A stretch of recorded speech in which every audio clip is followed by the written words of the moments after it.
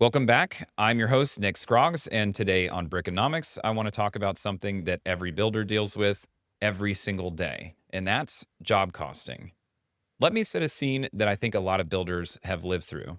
You're sitting across the table from a potential client, and they've gotten three bids.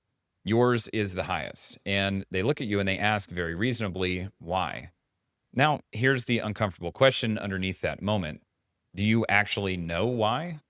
Not in a general sense, not because we do good work or because we've been in business for 15 years. I mean, specifically, can you sit across from that client and walk them through line by line what it costs your business to deliver a project like theirs? Labor, materials, subcontractors, internal staff, overhead allocation, and risk, and show them exactly how you arrived at that number in front of them. Most builders can't, and not because they're bad at their jobs, but because most builders price by convention rather than by math. And the convention in residential construction, at least in most markets, including ours, goes something like this: 20% markup, 10% overhead, 10% profit. That's the number people throw around here, and that's what the industry seems to accept. That's what builders charge because that's what builders have always charged. But here's the question I kept coming back to when I started looking at our own pricing: 20% on top of what exactly? And based on whose cost structure? Because the business that 20% was built for, the lean, low overhead, heavily subcontracted operation where the owner manages everything themselves, looks nothing like most new growing construction companies. It certainly looks nothing like mine. And if you're applying a pricing model built for someone else's business to your own, you're either leaving money on the table or losing it on every job, and sometimes both. Job costing is the system that closes that gap. It's the process of building your price from the actual cost of your actual business rather than from a market convention that someone else established for a different operation. And when we finally got it right, truly right, it changed everything. Not just the numbers, the client conversations, the way we thought about hiring, the way we compared contract types, the way we understood whether we were actually making money on individual projects, not just across the company in aggregate. Today's episode is about exactly that.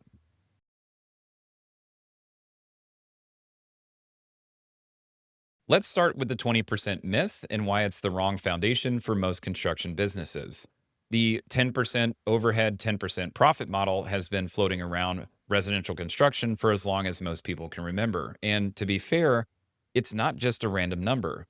It reflects a real business model, just not necessarily yours. The business that it was built for looks something like this: one owner, maybe a small office staff, all fieldwork subcontracted out, low fixed payroll. The owner sells the job, manages the relationships, coordinates the subs, and collects the checks. Because almost every dollar a project costs is available subcontractor expense, the overhead structure is genuinely lean. 10% overhead on top of job cost might actually cover it. But now look at a company that has in house designers on salary, in house project managers, in house supervisors, in house labor crews, dedicated administrative staff, and multiple layers of production oversight. That company's overhead structure looks nothing like the first one. The fixed costs are significantly higher. The payroll commitment doesn't flex down between projects the way subcontractor costs do. And yet, if the company walks into the market charging 20% because that's what everyone else charges, they are systematically underpricing every single job that they take. When I started working backward from our actual annual cost structure, adding up what we paid in salaries, benefits, office expenses, insurance, equipment, and every other fixed and semi fixed costs, and then modeling what we needed to charge to cover those costs and produce a real profit margin, the number that I kept landing on was not 20%. It was higher, and sometimes significantly higher. And that created a real tension because when you go into market with a higher markup than the perceived standard, clients notice. They ask questions. Competitors use it against you. And if you can't explain where the number comes from, it just looks like greed. But here's what I learned: the problem wasn't that our markup was too high. The problem was that we were comparing it to a benchmark that was never designed for our business model. 10% overhead only works if your overhead is actually 10%. If it's higher, which it will be for any company with a meaningful internal staff, then charging 10% overhead means that you're just subsidizing your client's projects out of your own margin. The fix isn't to lower your costs to match the convention. The fix is to understand your costs well enough to build up your own number from the ground up and then be able to explain it clearly enough that the right clients will understand what they're getting. The core principle here: don't ask what the market charges, ask what your business actually costs to run, then build your pricing model around that reality, not around someone else's.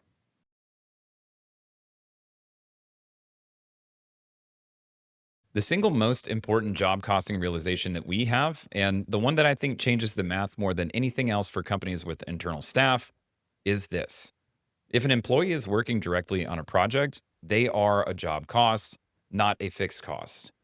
That sounds simple, but the implications are significant. Here's how we got there. When COVID hit and material prices became completely unpredictable, we moved a substantial portion of our work from fixed price contracts to cost plus. And cost plus changed everything about how we think about billing because on a cost plus job, the client sees the actual cost. So you can't bury things inside of a lump markup. Every line item is visible, and that means that every cost also has to be defensible. And that forced a question that we had been avoiding with fixed price for work, which was, what do we actually charge for our internal people? On a fixed price job, internal labor was effectively hidden inside of the markup. We'd estimate materials and subcontractors, add our percentage to that, and then the internal costs were just somewhere in there, absorbed by that overhead. But on cost plus, that didn't work anymore. We needed a real number for what a designer costs per hour on a project, a real number for what a project manager costs per day, a real number for what a field supervisor's time was worth as a billable item. And to get those numbers, we had to build something that I call a divisional model. The idea is straightforward, even if the execution takes some work. Instead of treating the entire company as one cost pool, you think about your business as a collection of internal service providers. Each one has its own cost structure, its own overhead, and its own billable rate. For us, that broke down into four unique divisions. The design division, our in house designers who produce drawings, renderings, and construction documentation. The crew division, or our in house field teams doing direct labor on projects. The production division, which included our project managers, project supervisors, and logistics staff who run the in field work. And the GC umbrella, or the general contracting layer that coordinates all of these other divisions and takes on the overall project risk. Each division has its own overhead. The design division has software costs, equipment, and administrative support. The crew division has tools, vehicles, and field supervision. The production division has its own management layer, and the GC layer carries company-wide overhead like insurance, offices, executive time, and business development. When you separate the overhead by division, something useful happens. You can actually see what it costs to run each part of your business at full capacity. And from that, you can derive an honest billable rate for the people working inside of each of those divisions. Here's how that math works at a basic level. Start with what you pay the employee, their base salary or hourly wage, and then add their labor burden, their payroll taxes, benefits, insurance, retirement contributions, so on. In most businesses, labor burden runs somewhere between 20 and 30% on top of base compensation. So a $60,000 salary might actually cost you somewhere between $75,000 and $80,000 all in. Then you divide by realistic billable hours. And this is where most people make a mistake because they assume an employee is billable for 40 hours a week, 52 weeks a year, and they're not. Every employee has administrative time, internal meetings, training, business development, support, non billable project work, and depending on the role, a realistic billable utilization might be 60 to 80% of their total hours. So if your employee costs $80,000 fully burdened and works 2,000 hours a year, but is only billable for 1,400 of them, their true billable rate is not $40 an hour.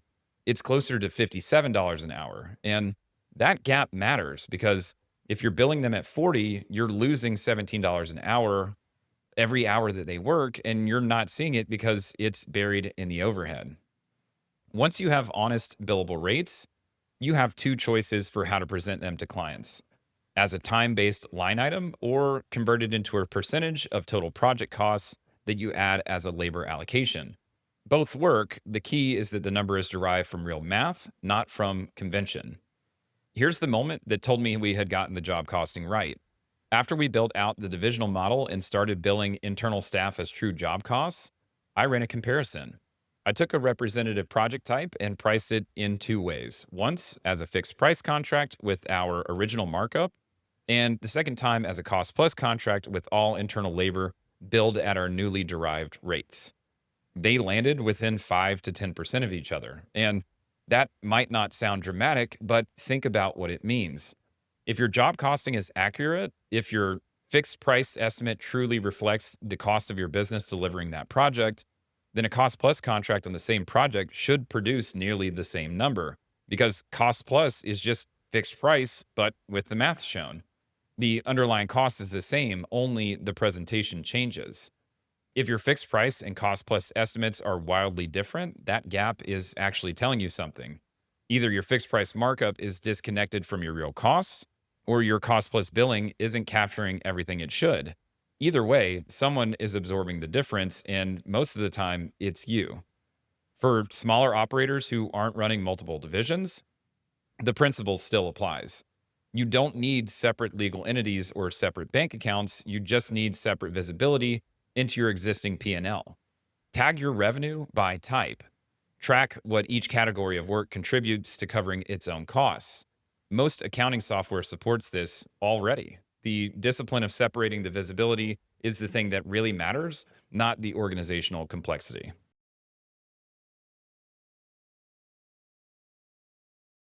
Once you understand your own cost structure deeply, something interesting happens to how you talk about pricing with your clients. You stop defending your number and you start explaining your value. Here's the problem with how most pricing conversations go. A client gets three bids. All three show a similar markup percentage, somewhere around 20%. The client assumes reasonably that they're comparing equivalent services at different prices, and they're not. Markup is not a standardized unit of measurement. It's a ratio applied on top of whatever cost structure sits underneath it. And two companies with identical percentages can be delivering completely different levels of service, staffing, oversight, and risk management. Let me make that more concrete. When a client hires us, that markup is covering dedicated project managers who actively track the financial performance of their job, involve them in the process of aligning and scheduling trades, and provide real time visibility into where their budget stands at any given point. It covers in house design professionals who produce and manage the documentation for their projects. It covers field supervisors whose sole job is the quality and pace of their build. And it covers the administrative and logistical infrastructure that keeps the project from becoming a coordination nightmare.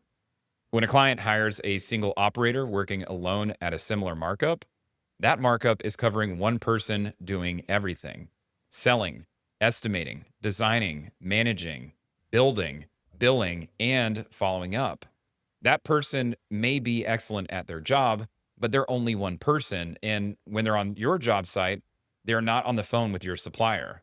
When they're writing your change order, they're not checking on your schedule. And when they take a week off, your project also takes a week off. The markup number looks the same. The experience delivered is completely different. This is what I mean by markup relativity. The percentage means almost nothing in isolation. What matters is what's inside it. Understanding this changed how I approach the client conversation when we're not the lowest bid. Instead of apologizing for the number or trying to match a competitor's price, I walk the client through what their project actually gets. I help them understand that the question isn't who charges the least, but who delivers what I actually need for a project of this complexity. That conversation does something important. It helps clients self select. The client who's primarily motivated by the lowest number will self identify, and that's very useful information. That client in the future will scrutinize every change order, dispute every unexpected cost, and measure satisfaction primarily by whether they paid less than what they expected. That client, regardless of how well you execute, is unlikely to be a future referral source. The client who responds to the explanation of what's inside your markup, who asks follow up questions about your project management process, your communication rhythm, and your financial tracking, that client is telling you that they value what you deliver. That client, when you execute well, becomes a repeat client and a referral engine. I've played this out more times than I can count. A client goes with the lowest bid on a complex project. The single operator gets stretched. Communication lapses, the schedule drifts, change orders become contentious because there's no real process behind them. And eventually the client calls someone like us because they've learned that the hard way that it actually costs to have this infrastructure behind this work. Now, that's not a criticism of operators who run leaner businesses. Lean can be excellent, but it is a reminder that your pricing should reflect your model and your client conversations should help the right people understand why.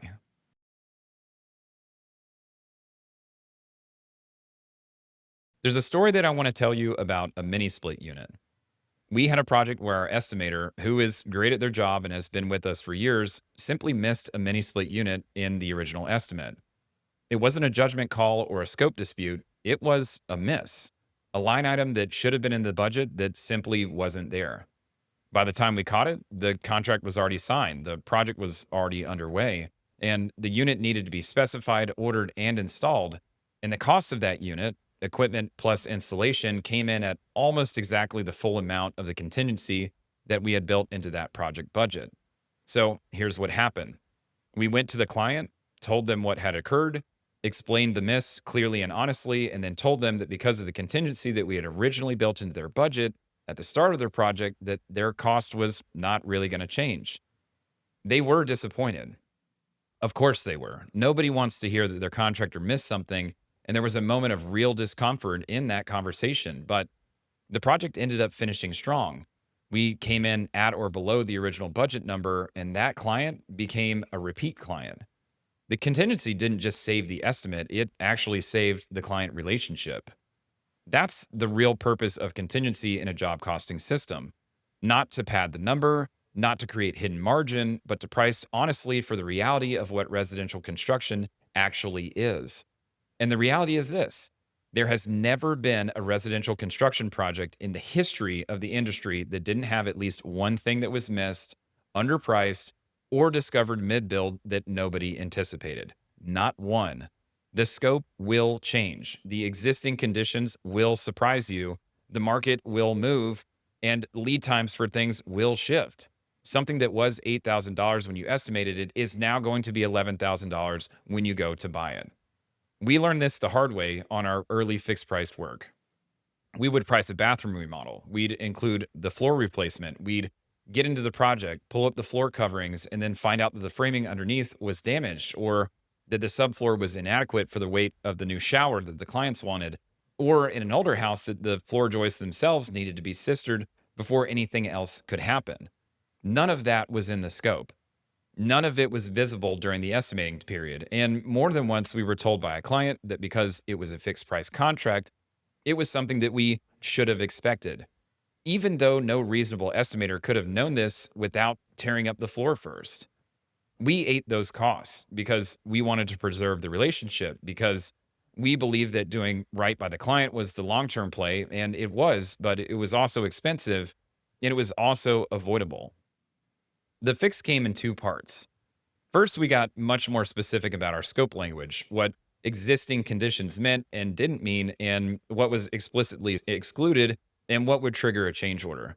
That reduced disputes significantly already. But the more powerful fix was building contingency into every project and explaining it honestly up front.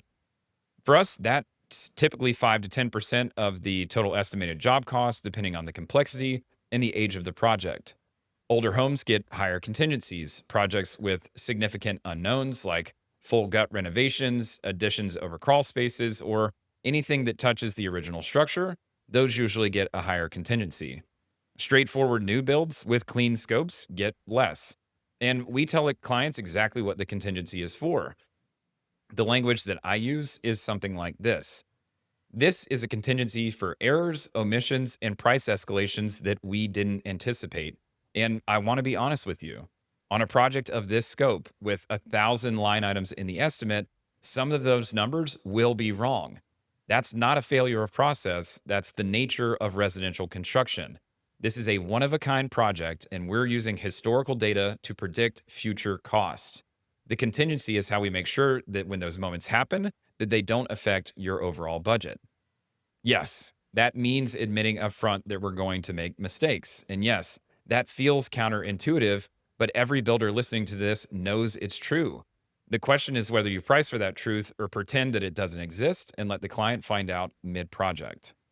What I've found consistently is that the contingency conversation done honestly creates more trust than it costs. Clients respect the transparency. They understand that you're not trying to hide something, that you're trying to prepare them for the reality of the industry that they've just entered. And the clients who respond well to that conversation are almost always the one who become great long-term relationships. The clients who push back hard on contingency, the ones that want it removed or who insist that the estimate should be exact, they're often the clients who will dispute every change order down the line anyway. They want certainty in an industry that doesn't offer it. And the contingency conversation surfaces that mismatch early, before you've signed a contract and before you started spending money. On fixed price contracts, every unplanned cost that isn't covered by contingency comes directly out of your margin. There's no other place for it to go. You essentially are just doing the work for free. So your contingency is the only structural protection that you have against the unpredictable. And in construction, the unpredictable is guaranteed. On cost plus contracts, contingency is even more important from a trust perspective. Without it, every time an estimate comes in higher than projected, the client questions your competence. With it, and with the explanation up front, those moments become proof that you planned honestly rather than evidence that you didn't know what you were doing.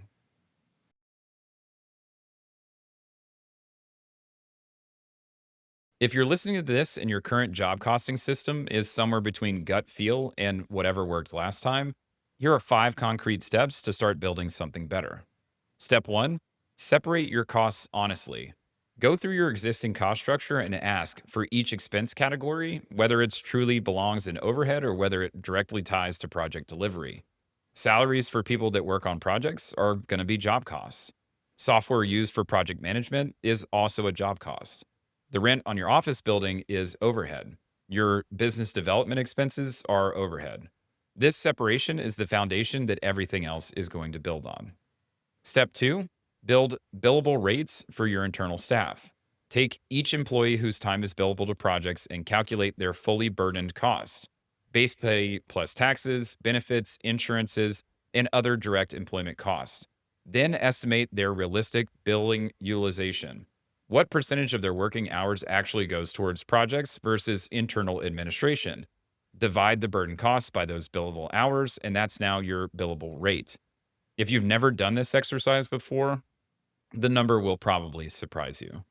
Step three, create visibility by division or revenue type inside of your P&L.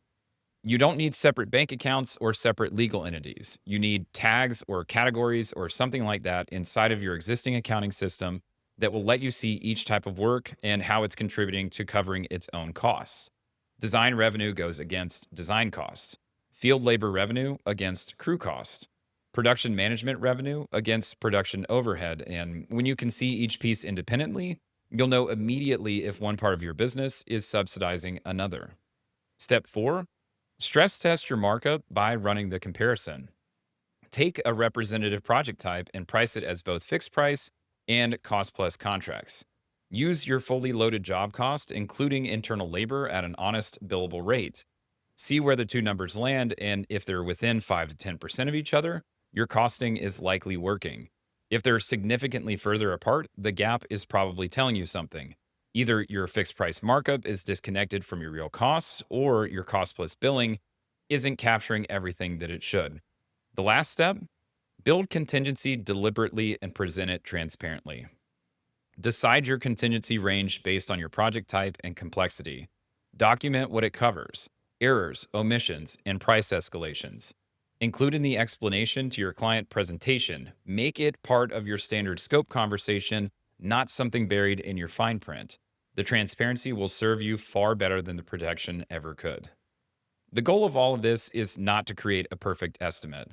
No estimate is perfect. That's why it's called an estimate. The goal is an honest one, a number that reflects what your business actually costs to deliver the project with appropriate protections built in for what you can't predict.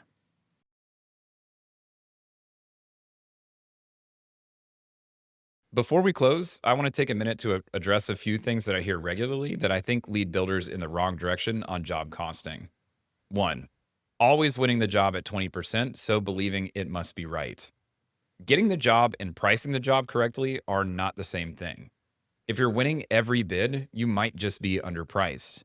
The market will absolutely hire you at a margin that doesn't support your business, and they'll do it happily because they know that they're getting a deal. Winning work is not validation of your pricing, your margin is. Two, allowing yourself to be convinced that your employees are overhead, not job costs. This is probably the most expensive misclassification in construction. If a designer is working on your project, that time is a direct cost of that project. If a supervisor is managing your site, that time belongs in the job cost, not in the general overhead bucket. Burying project related labor in overhead makes your overhead look high and your job costs look low, and it makes it almost impossible to price cost plus work accurately. Three, believing that contingency will scare clients away. The opposite is usually true for the right clients. Honest clients who understand construction respond well to transparency about uncertainty. The clients who are scared off by contingency are often the ones who will dispute every change order anyway. Let the contingency conversations do the filtering work for you. Four, believing that cost plus is always cheaper than fixed price. If your job costing is accurate, they should be within 5 to 10% of each other. If they're not, your costing has a problem. Cost plus isn't a different price, it's the same underlying math with the work shown. The gap between the two is not a feature, it's a diagnostic. And last, figuring out how to do job costing when you're bigger. You cannot grow your way out of a pricing problem. You'll just scale the losses. A company that is underpricing at $2 million in revenue will be underpricing at $5 million, except that the losses will be proportionally larger. The overhead will be heavier and the margin for error will be smaller. Build the discipline now when the stakes are lower and the habits are easier to establish.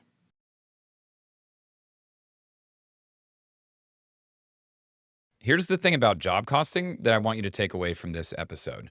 It's not an accounting exercise. It's the foundation of every financial decision within your business. When your costing is honest, when it reflects your real labor cost, your real overhead structure, and your risk, your pricing becomes defensible. Your client conversations become cleaner, your margin becomes predictable, and you stop competing on price against businesses with completely different cost structures and start competing on value because you finally understand what value actually costs for you to deliver. The 20% convention isn't wrong because it's 20%. It's wrong when it's applied without understanding whether 20% actually covers what your specific business spends to deliver a project. For some operators, the right number is lower. For most companies with meaningful internal staff and infrastructure, the right number is usually higher. What matters is that your number is yours, built from your costs, validated against your contract types, and explained clearly enough that the right clients understand what they're buying. And when you have a contingency conversation with that client, when you sit across from them and say honestly that this estimate is built on historical data and that this project is the first and only of its kind, and here's how we've protected both of us when reality shows up, that honesty is not a weakness.